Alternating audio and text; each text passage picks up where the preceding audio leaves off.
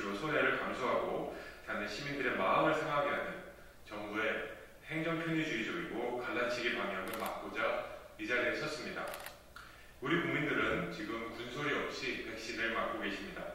이렇게 백신 접종률 높은 나라는 주요 국가들 중에서 싱가포르, 쿠바, 아랍에미리트 정도라고 합니다. 나머지는 모두 대한민국보다 접종률이 낮습니다. 처음엔 우리 모두 기꺼이 정부 방침에 따랐습니다. 모두 방역에 동참하니 금방 코로나19가 해결될 것이라며 감내했었습니다. 특히 소상공인분들은 많은 희생을 감수했습니다. 우리만 조금 희생하면 모두가 건강해질 거야. 코로나19도 이겨낼 수 있을 거야 라며 서로를 지탱하셨습니다. 우리 사회에서 가장 고된 일을 하는 계층, 특히 20대 여성들은 아르바이트 일자리를 잃었습니다. 사실상 취업의 길도 막힌 사람이 많았지만 그들은 목소리를 내지 못했습니다. 코로나19 모든 성별과 연령대에서 가장 많이 스스로 목숨을 끊는 인구가 됐지만 크게 그분들을 주목하는 사람은 없었습니다. 소상공인들이 눈물을 훔쳐가며 직원들을 내보내고 또 내쫓긴 직원들은 삶이 막막해 결국 죽음으로 몰릴 때도 당신이 영웅입니다. 지켜 세워주니 그런가 보다 해야 했습니다. 방역 패스를 해야 우리 모두가 산다고 하니까요. 그런데 점점 상황이 이상해져 가고 있습니다. 방역 패스에 대한 말만 꺼내도 사람들은 윽박지르기 시작했습니다. 너만 잠깐 참으면 우리 모두가 살 수 있잖아. 너 한 명 때문에 우리 모두가 감염되면 좋겠어. 너 한 명 때문에 직장 폐쇄되면 좋겠어. 너 한 명 때문에 저 고생하시는 의료진분들의 노력이 헛것이 되면 좋겠어. 너 한 명 때문에, 너 한 명 때문에. 우리 모두를 위한다는 명분 아래 문재인 정부는 사회에서 가장 약한 사람들의 희생을 시스템으로 공고히 하고 말았습니다. 방역 폐쇄에 대해 앞으로 입만 뻥끗해도 반동분자가 되고 말았습니다. 문재인 정부가 그리도 윽박지르던 너 한 명 때문에 실체는 사실 한 명이 아닌 대한민국 전체 소상공인과 사회경제적 약자층이었습니다. 세상 모두가 손가락질 하더라도 나라도 그 한 명 곁에 있어줘야겠다는 책임감을 가진 정치인은 도대체 어디로 갔습니까? 입만 뻥끗해도 반동분자로 찍히는 게 두려워 당신이 영웅 소리나 해대며 소상공인 핏눈물 앞에 짐작 모른 채 하며 얼마 되지 않는 방역 지원금만 주겠다는 정치인들만 존재합니다. 약자들의 희생으로 만들어진 방역 패스가 실제 방역에 도움이 되는 것도 아니었습니다.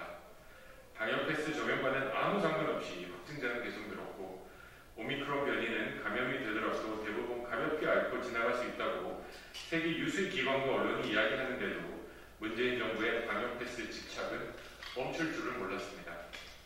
문재인 정부는 오미크론 변이의 확산에 손을 쓰지 못하고 자율 방역 기조를 정했습니다. 그러나 여전히 방역 패스만은 놓지 못하고 있습니다.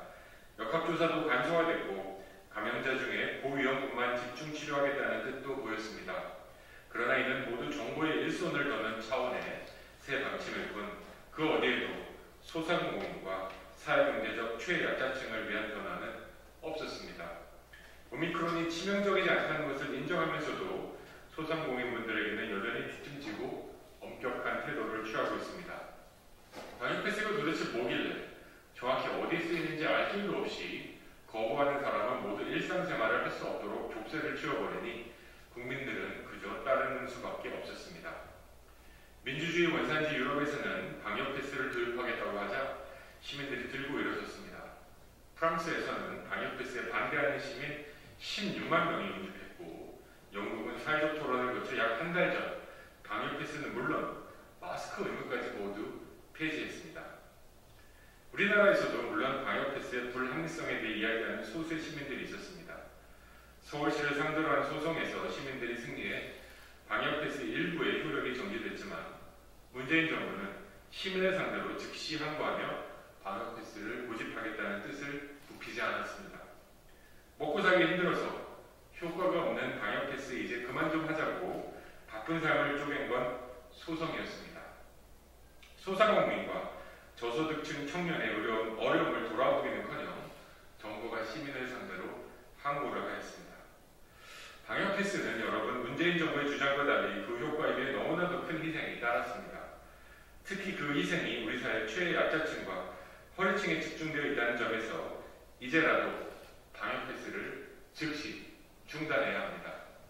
최근 들어 세계적인 방역 패스 폐지 추세 때문인지 정부가 거리두기 완화 카드를 드디어 꺼냈습니다. 오미크론 확산에 방역 당국도 고위험군 관리에만 집중하는 자율 방역 강화 이야기도 합니다. 그러나 이는 정부만 편리한 행정 편의적 사고에서 한 발짝도 벗어나지 못한 방역 패스 시즌 2일 뿐입니다. 방역 완화 논의에도 방역 패스 폐지는 언제나 우선순위에서 밀리고 있습니다. 어디에 손실이 갔는지 또 무엇이 국민을 힘들게 하는지 제대로 된 고민 없이 일률적인 방역 지원금을 던지고 장사할 기회를 빼앗는 모습의 연장선입니다.